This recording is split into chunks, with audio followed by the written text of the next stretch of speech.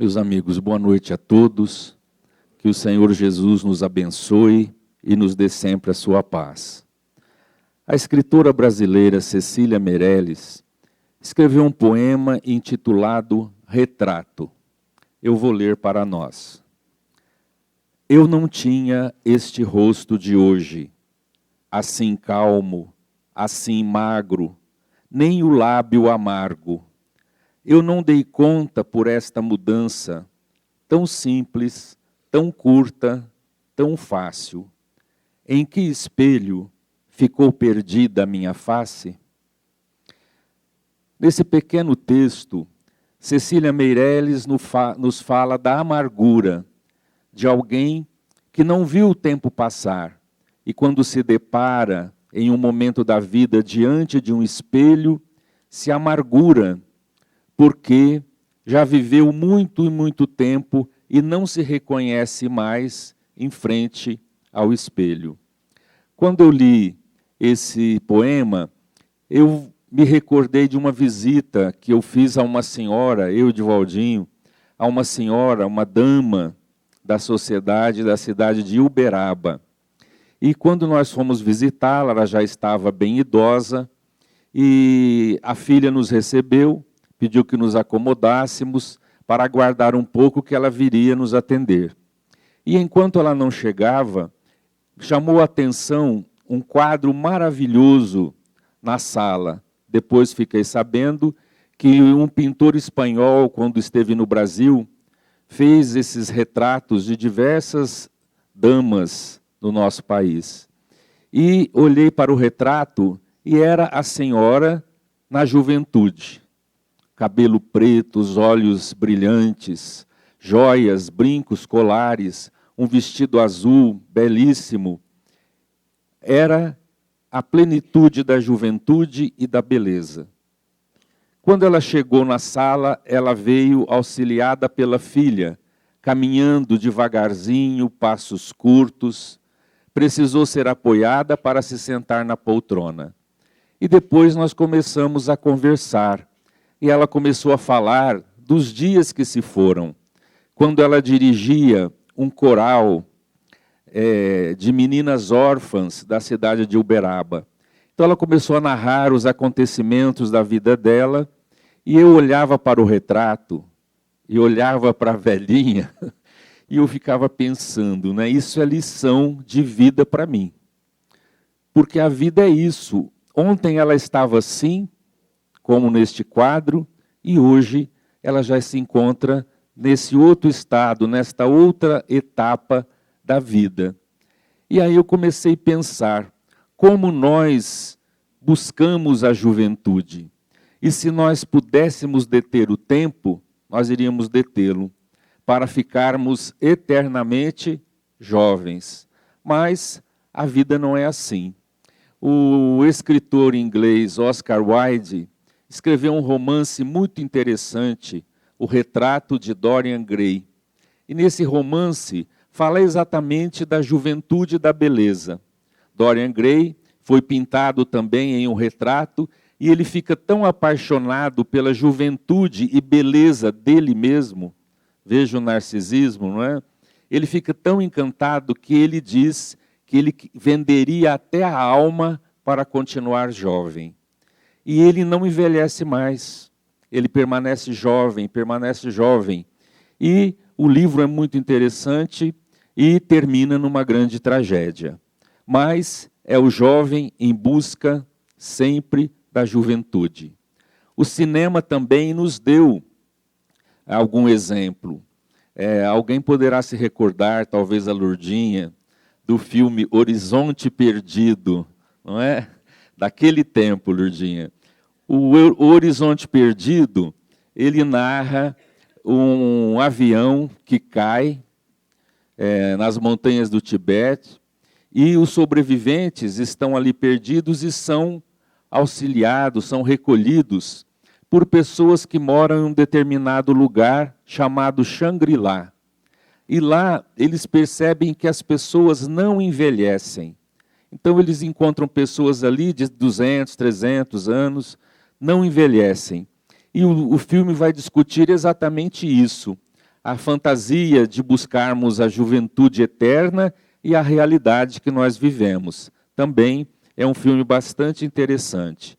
Mas na nossa vida prática, todos nós corremos desesperadamente em busca de juventude.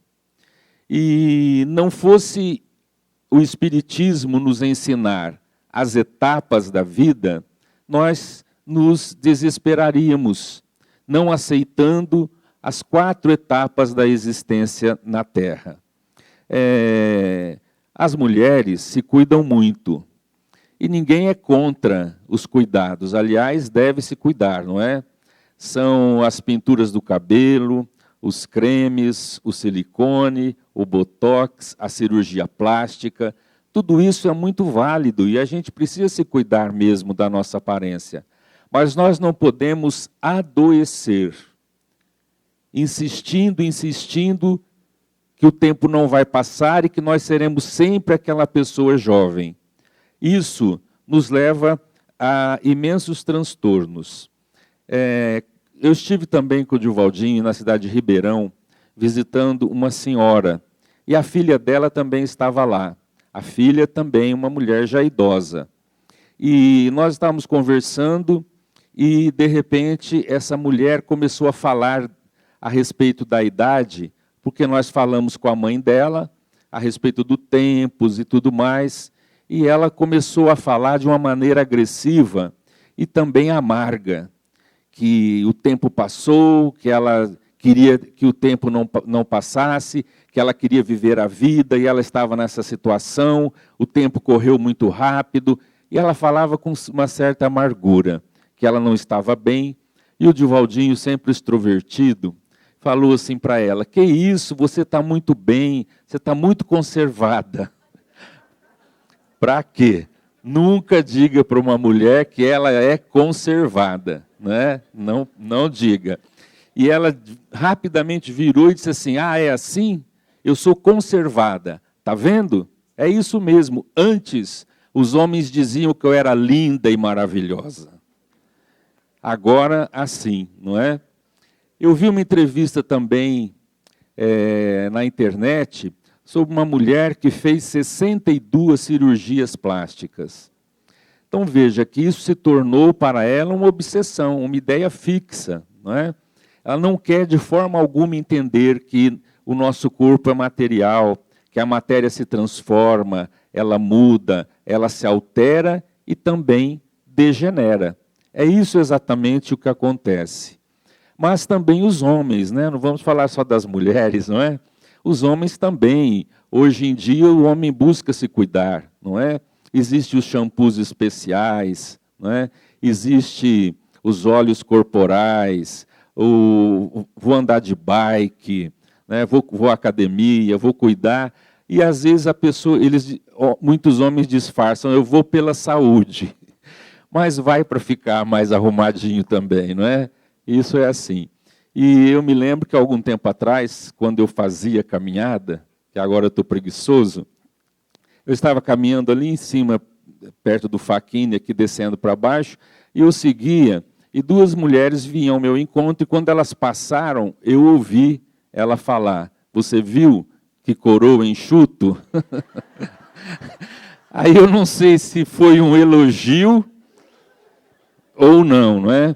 Mas é assim, o tempo passa, não é? A gente então precisa ter um olhar sobre a vida que passa. Nós temos infância, juventude, madureza, senectude, são as etapas da vida. Assim como um ano tem primavera, verão, outono e inverno. São as etapas naturais das coisas, como elas vão acontecendo. E ninguém pode negar que um broto, um vergel, que está iniciando, né, a vida, é muito bonito. Mas ninguém também pode negar a beleza de uma grande árvore velha. Então são situações diferentes, mas existe sempre o divino, existe sempre o bonito, não é? Em todas as etapas da vida. E a doutrina nos oferece essa compreensão. Nós temos aí destaques de pessoas que vivem a vida e passaram e estão passando pela velhice com muita alegria, com muito sabor pela vida. O Chico Xavier, ele conta em alguns episódios que ele estava já idoso e ele sempre ia ao grupo espírita da prece. E ele diz que chegou um momento que ele queria ir para o grupo da prece e ele dizia, eu vou. E as pernas dele diziam, não vou. Então ele fazia piada e ria dessa situação, mostrando que ele já não era o mesmo e ele precisava de apoio para poder ir à reunião.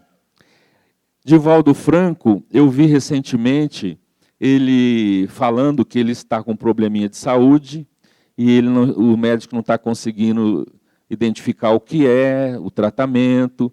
Então, ele foi ao médico e falou, doutor, mas eu preciso ver, cuidar disso, como é que faz e tal.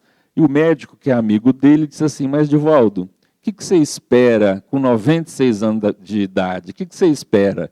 E ele rapidamente respondeu, eu espero 97, 98, não é? Quero viver a vida. E eu me lembro de duas senhoras espíritas. Uma verdadeira dama, uma mulher muito rica, muito elegante, e a outra, uma mulher muito simples e muito singela. A primeira foi a dona Natalina. Dona Natalina foi mãe da professora Chamena. Às vezes alguém aqui vai se lembrar, não é? E a dona Natalina veio nos visitar aqui, e ela conversando, andando lentamente, falando da vida, e ela dizia que ela não se arrependia de ter vivido e de ter feito o que fez, e que ela estava muito feliz por estar vivendo assim, na senectude, não é? Havia chegado há tanto tempo lá para frente, então ela se sentia feliz. E ela dizia assim, no meu cotidiano, eu me levanto, tomo café, e eu olho e a cama faz assim para mim, ela dizia. E eu viro as costas, pego um livro, sento e vou ler um pouco. Depois eu me levanto, desço pelo elevador, vou no jardim lá embaixo, tomo um pouquinho de sol, caminho, subo para o almoço, olho pelo corredor e a cama diz assim. E eu luto o máximo que eu posso para não deitar. Mas porque eu quero aproveitar a vida e tudo que a vida tem para me oferecer. E a outra senhora espírita também é Dona Sebastiana. Dona Sebastiana foi esposa do senhor José de Moraes. Muita gente deve se lembrar do seu Zé Moraes. E a Dona Sebastiana estava já nos últimos dias de vida, muito cansadinha, muito velhinha. Nós fomos visitá-la. E ela estava sentada numa poltrona, vestida com uma camisola. E ela começou a conversar comigo, com o Divaldinho, a gente orou, aplicou passe, e depois a gente começou a conversar. E ela começou a agradecer a vida, tudo que ela viveu. Teve um monte de filhos, lutou muito, trabalhou muito, mas era eternamente agradecida pela vida. Eternamente agradecida. E houve um momento que eu me emocionei muito na conversa com ela, porque ela disse assim, eu olho para o meu corpo assim, todo flácido, todo enrugado, e eu agradeço a Deus a bênção da vida. Eu olho para os meus peitos caídos, e ela levantou e beijou o seio e disse assim, eu beijo o meu peito porque ele deu leite, vida para todos os meus filhos. Sabe quantos filhos ela teve, Divaldinho? 11 filhos. Então, esses peitos deram leite para todos os meus filhos. Eu beijo e eu agradeço a Deus. Então, veja que diferente, não é? A compreensão que nós podemos ter. E isso tudo porque o Espiritismo nos ensina que nós estamos aqui na Terra numa rápida passagem. Mas que a vida é, sem dúvida, um presente de Deus. É uma dádiva, é uma bênção. Nós, então, não podemos nos perder no caminho, sobretudo quando nós estamos alcançando as últimas etapas da vida. Nós precisamos olhar para trás, agradecer tudo aquilo que tivemos, as oportunidades, o aprendizado, tudo que foi nos oferecido. Mas não podemos agora, no final, nos entregarmos ao desânimo, nos entregarmos à amargura e acreditar que a vida já foi e que nós estamos indo embora. Não. Quando for a hora de ir embora, a gente vai, mas por enquanto, alegria de viver, aprendizado, buscar todos os meios, não é, de nos sentirmos úteis. Eu vi uma outra senhora que dizia assim, que ela fazia sapatinhos de crochê, de tricô, para entregar para gestantes, né, o enxovalzinho. E ela dizia assim, é só o que eu posso fazer hoje, mas eu faço com amor, porque eu não posso me sentir sem nada na vida. Então esse trabalho me dá esperança, esse trabalho me deixa pensar que eu ainda sou útil. Então veja que interessante a sabedoria dessa mulher. Eu já não posso fazer mais nada, eu fico aqui sentadinha, mas eu faço o tricô, eu faço os sapatinhos para o enxoval, porque isso me deixa útil. Então é isso, não é, que nós precisamos guardar, essa utilidade e essa alegria na vida. Mas estão à nossa volta inúmeros idosos. Podem ser nossos avós, nossos tios, parentes, amigos. E nós precisamos também abordar esse outro lado, o nosso relacionamento com os idosos. As culturas orientais veneram os idosos. E nós precisamos aprender mais com eles. Entender que nós devemos aos idosos respeito, cuidados, atenção e gentileza. São coisas simples que nós nos esquecemos. É muito difícil a pessoa se sentir abandonada, a pessoa se sentir sozinha. Nós não estamos falando de abandonado num lugar, não. Há idosos que se sentem abandonados dentro de casa. Uma mulher conversando comigo disse assim, eu fui num almoço dos familiares todos reunidos. E eu cheguei, todo mundo vem, ela é idosa.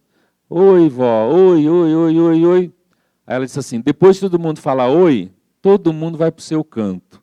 Todo mundo gargalha, todo mundo ri, todo mundo conversa. E eu fiquei lá sozinha, olhando aquilo tudo. E ela dizia assim, ninguém gosta de velho. Ninguém gosta de velho. Ninguém para conversar com a gente. Ninguém fica aqui um pouco para dar tempo para a gente poder conversar, para poder... Ninguém. Então veja, o idoso se sentir abandonado, embora no meio de tanta gente. Nós temos essa dificuldade, não é, de ter a paciência de dar um pouquinho do nosso tempo. Não é? Nossos pais deram muito do tempo deles para nós. Muito. Porque quem cuidava dos filhos desde pequeno, noite sem dormir, quando estava enfermo, os cuidados.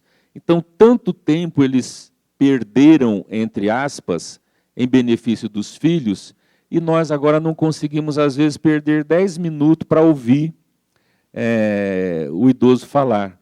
E quando fala, a gente diz assim, o senhor já falou isso, está repetindo, né? Já me contou isso. Né? Gentileza, nós precisamos. Nos 10 mandamentos, existe um mandamento que é honrar pai e mãe.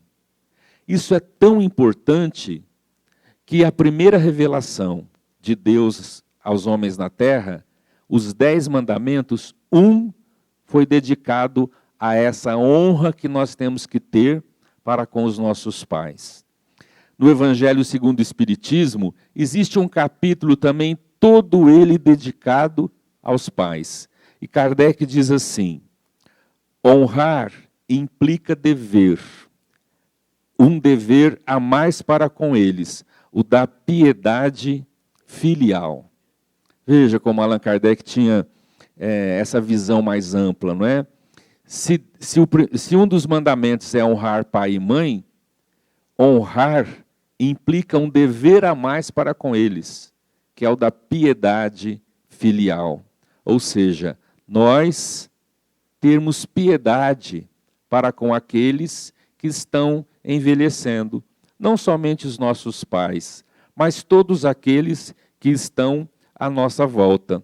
E isso não é somente respeitá-los, não é?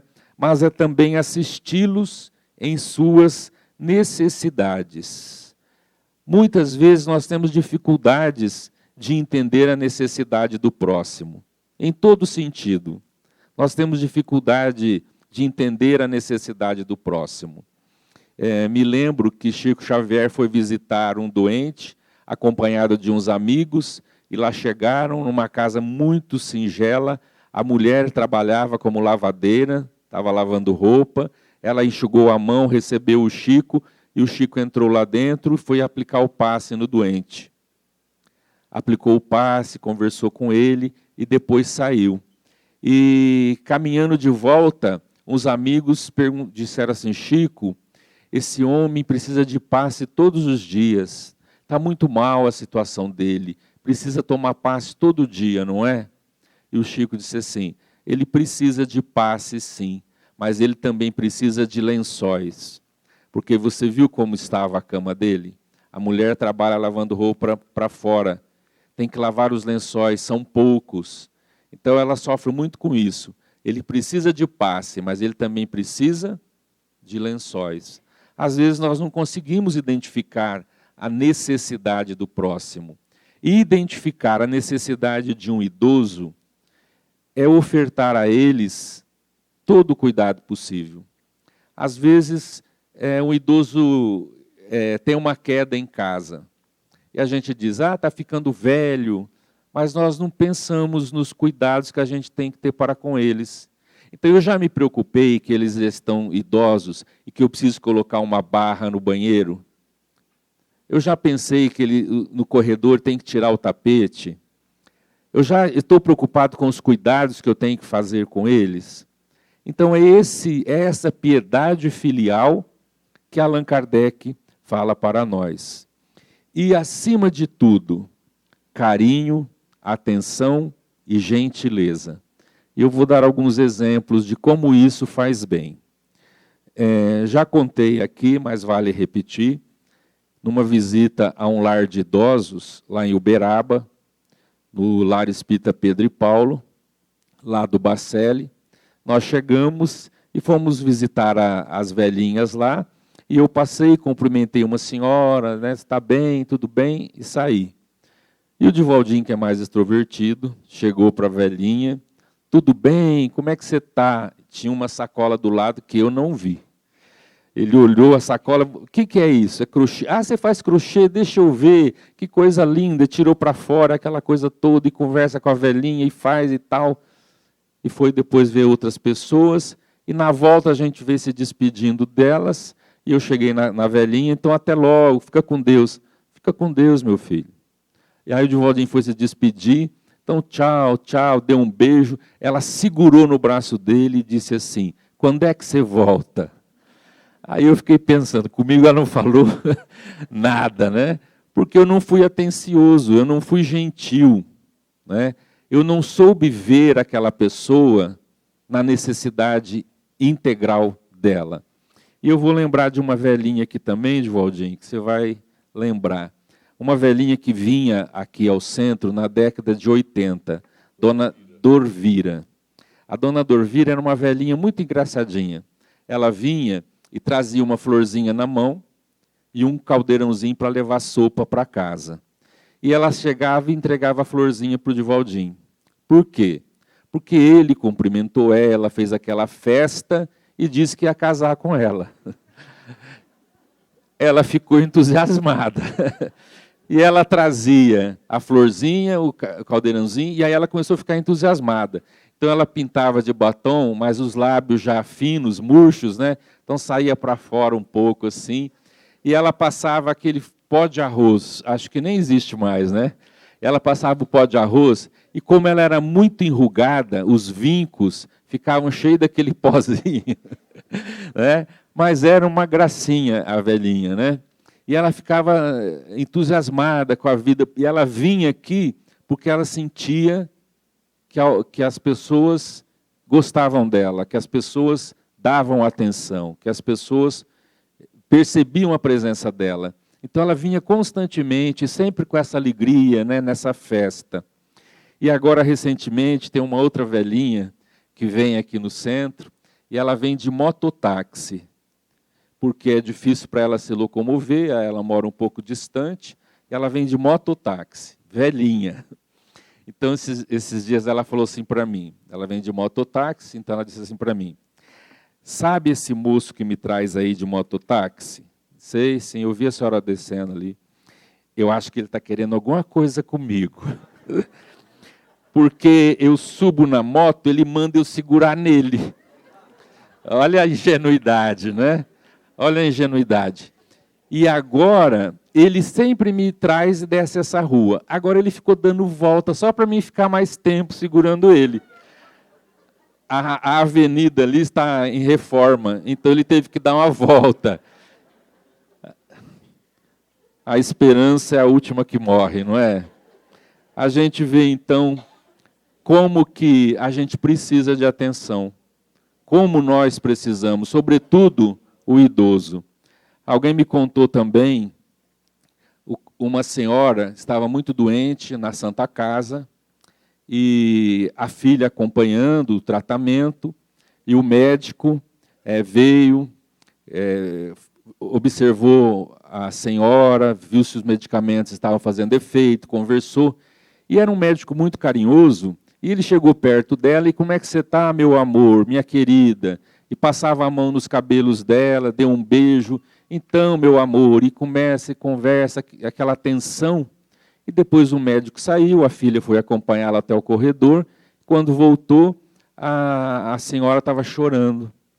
Aí a filha ficou preocupada. Mãe, o que você tem? Está chorando? É alguma dor? Quer que eu chame o médico de volta? O que foi?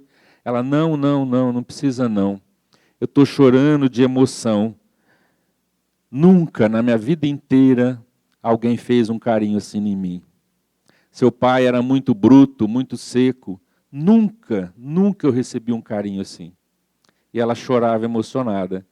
Então veja, às vezes a pessoa passa a vida inteira, não é? Sem receber uma atenção, uma gentileza, um carinho. Madre Teresa, na cidade de Calcutá, andando pelas vielas, ela ouviu um gemido e voltou e viu um jovem deitado à margem do caminho, já prestes a desencarnar, hanseníase. E ela então tentou reanimá-lo, ajoelhou-se, pôs a cabeça dele no colo e começou a acarinhá-lo, o cabelo, a face, dizendo, meu filho, meu filho. Ele então abriu os olhos e perguntou para ela, por que a senhora está fazendo isso? E ela disse assim, eu faço isso porque eu te amo.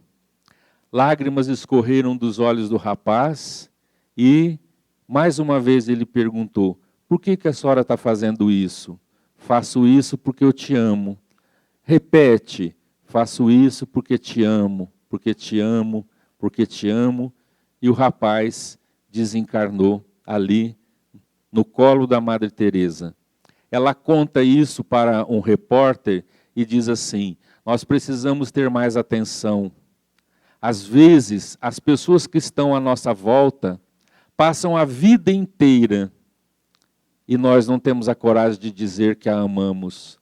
Nós não temos a coragem de fazer uma gentileza, um gesto de amor, um gesto de carinho. Esse rapaz foi receber isso na hora da morte. Então ela dizia assim, voltemos para casa e nos lembremos disso. Não vamos fazer o carinho aos nossos entes queridos no fim da vida, nos últimos momentos da existência. Então, meus amigos, indispensável nós cuidarmos dos nossos idosos, sermos atenciosos, respeitá-los, doar um pouco de nós em benefício deles. E também cuidarmos de nós, não é? Ainda somos jovens, estamos caminhando e sempre seremos jovens. não importa a idade. A questão não é ficar idoso, a questão é ficar velho, é ficar triste, rabugento, infeliz, amargurado. Isso sim é problema, mas nós podemos estar em qualquer idade e vamos estar bem, compreendendo a existência, compreendendo as etapas da vida que nós vivemos. E aí, felizes e compreendendo toda essa bênção, nós vamos poder dizer, como disse o poeta português Rodrigo Guzmão: não, eu nunca serei um velho, por tudo aquilo que sinto, e quando me vejo no espelho, ele me diz que eu não minto. Podem dizer que vaidoso, natural, a idade avança, acontece quando o idoso se torna outra vez criança. Não, não é fanfarrice, é forte disposição, pois não pode haver velhice quando há alegria no coração. Vou saboreando este gosto, serenamente, com calma, estampando no meu rosto esta paz que me vai na alma. E quando a vida estiver finda, já dentro do meu caixão, eu direi ainda e sempre, morto sim, mas velho não. Que Jesus nos abençoe.